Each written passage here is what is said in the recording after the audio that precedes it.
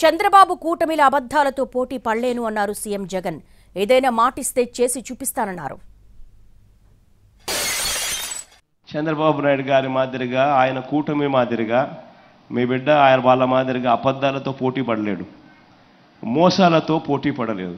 ఎందుకంటే వాళ్ళు ఎలాగూ చేసేదే లేదు కాబట్టి, ఎలాగూ చెప్పడానికి ఏముంది, నోటికి అడ్డేముంది, అబద్ధాలకు రెక్కలు కట్టేస్తే సరిపోతుంది, ఎలాగూ చేసేది లేదు కదా అనే మనస్తత్వం వాళ్ళది. కానీ మీ బిడ్డది అలా కాదు. మీ బిడ్డ ఏదైనా చెప్పాడు అనంటే అది ఖచ్చితంగా చేసి చూపిస్తాడు మీ బిడ్డ.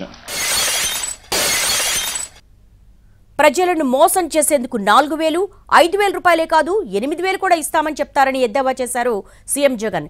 చేసేది లేదు కాబట్టి ఏమైనా చెప్తారన్నారు. రేపొద్దున మోసం చేసేందుకు 4,000 అంటారు, 5,000 అంటారు, 6,000 అంటారు. ఇంకా అవసరమైతే మోసం చేయడానికి ఎలాగూ చేసేది లేదు కాబట్టి ప్రతి ఒక్కరికి 8,000 కూడా అంటారు. కానీ వాస్తవం ఏమిటి అని అంటే ప్రతి ఒక్కరూ గుర్తుపెట్టుకోండి, ఏదైనా ఎక్కడైనా ఎవరైనా కూడా పేదలకు కానీ, అవ్వాతాతలకు కానీ, పిల్లలకు కానీ, ఇటువంటి ఏ సెక్షన్స్కైనా కూడా మంచి చేసే విషయంలో జగన్తో పోటీ పడే నాయకుడు ఈ దేశంలోనే ఎక్కడా ఉండడని మాత్రం చెప్తా ఉన్నా. జనాభా ప్రకారం అత్యధిక మందికి పింఛనిస్తున్న ఏకైక రాష్ట్రం మనదే అన్నారు సీఎం జగన్. 66,30,000 మంది పింఛను అందిస్తున్నామని చెప్పారు. అలాగే 3,000 రూపాయల పెన్షన్ ఇస్తున్న రాష్ట్రం కూడా మనదే అన్నారు జగన్.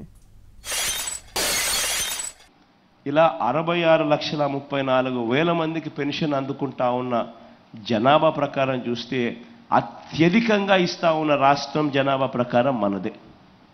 ఇది ఒకటి గుర్తుపెట్టుకోవాల్సిన అంశం.